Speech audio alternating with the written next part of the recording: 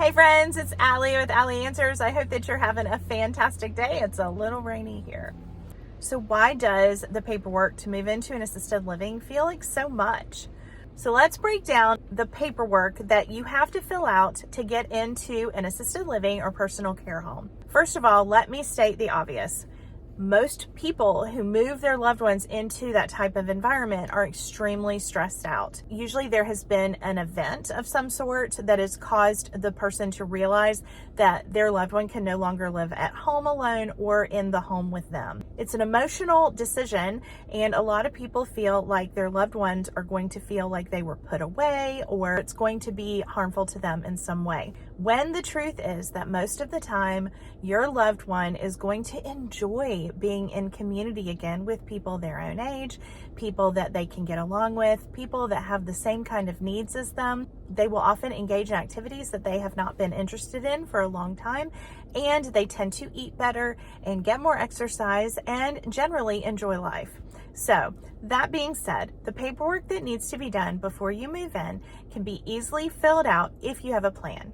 First of all, every community is going to have doctor's paperwork that has to be filled out. In most places, you have to have a negative TB skin test or a clear chest x-ray, not both.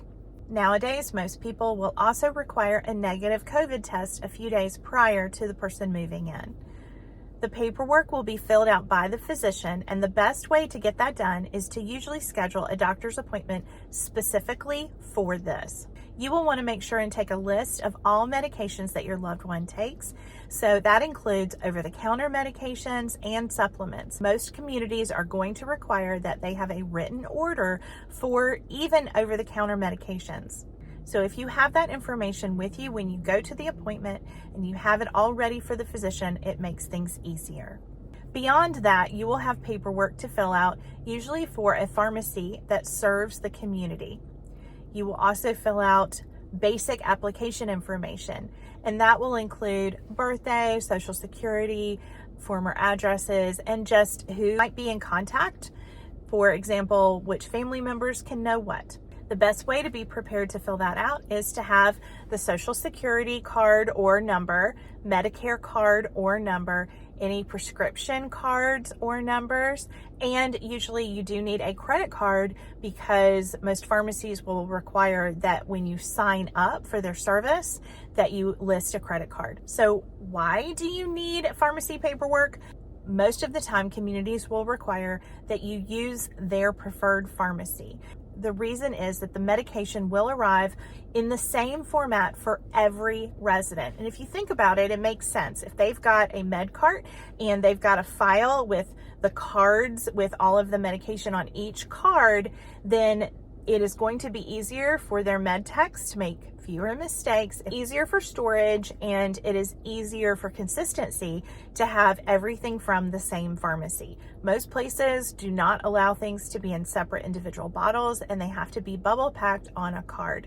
It is a little extra expensive, but you have to remember that it's a safety feature. Not only is it a state requirement much of the time, but it is something that is going to make things easier. If the person is looking at the card and there are 31 days in the month, they'll be able to quickly see which day they are on and if the person received their medication yet today or not.